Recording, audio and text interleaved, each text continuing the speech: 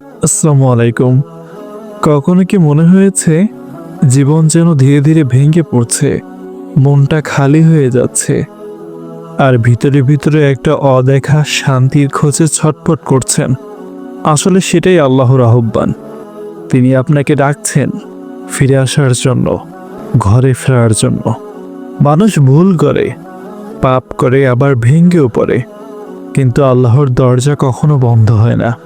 বরং তিনি নিজেই বলেন, হে আমার বান্দারা, তোমরা হতাশ হয়েও না, আল্লাহ সব পাপ ক্ষমা করে দেন। আল্লাহর পথে ফিরে আসার প্রথম ধাপ হলো একটা সৎ ইচ্ছা। এই ইচ্ছাই পথ দেখায়, মনকে নরম করে, আল্লাহর কাছে টেনে নেয়। আপনি শুধু বলুন, হে আল্লাহ, আমি ফিরতে চাই। আল্লাহ বাকিটা সহজ করে দেবেন। পাহাড় বালুকণায় তৈরি হয়, তাই শুরুটা হোক ছোট্ট ছোট্ট জায়গা থেকে। প্রতিদিন 5 মিনিট কোরআন পড়ুন, ঘুমানোর আগে 2টো দোয়া পড়ুন, প্রতিদিন অন্তত একবার আস্তাগফিরুল্লাহ বলুন। এই ছোট্ট ছোট্ট আমলই ধীরে ধীরে আপনার হৃদয় থেকে অন্ধকার সরিয়ে দেবে। তওবা মানে হলো শুধু বললেই নয়, হৃদয় থেকে অনুতপ্ত হওয়া। তওবার 3টি ধাপ: 1. পাপ কাজ ছেড়ে দেওয়া, 2. পাপের জন্য অনুতপ্ত হওয়া, 3. পাপ আর না করা, এই প্রতিজ্ঞা করা। আপনি যতবারই পাপ করুন না কেন, আল্লাহ বারবার আপনাকে ক্ষমা করতে প্রস্তুত।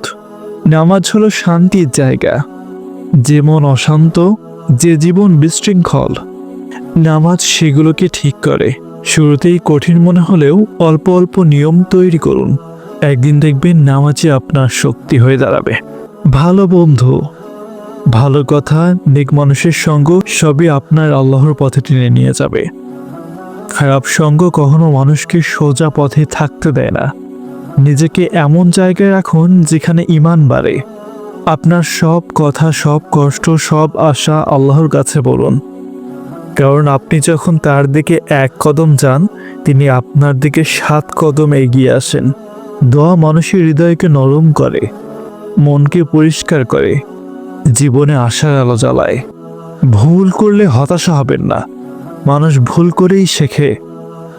আল্লাহ তাআলা দয়ালু। আপনার প্রতিটি কান্না, প্রতিটি আফসোস, প্রতিটি চেষ্টাই তার কাছে মূল্যবান। আল্লাহর পথে ফিরে আসা মানে নিখুঁত হয়ে যাওয়া নয়, বরং প্রতিদিন একটু একটু করে নিজেকে ঠিক করা। আপনি যেদিন আল্লাহর দিকে এগিয়ে যাবেন, সেদিনই সুখের দরজা খুলে যাবে, হৃদয়ের ভার কমে যাবে, আর আপনার জীবন আল্লাহর রহমতে ভরে উঠবে। আপনি শুধু শুরুটা করুন, আল্লাহ আপনার শেষ পর্যন্ত পৌঁছিয়ে দিবেন। ভিডিওটি ভালো লাগলে চ্যানেলটিকে সাবস্ক্রাইব করে দিন।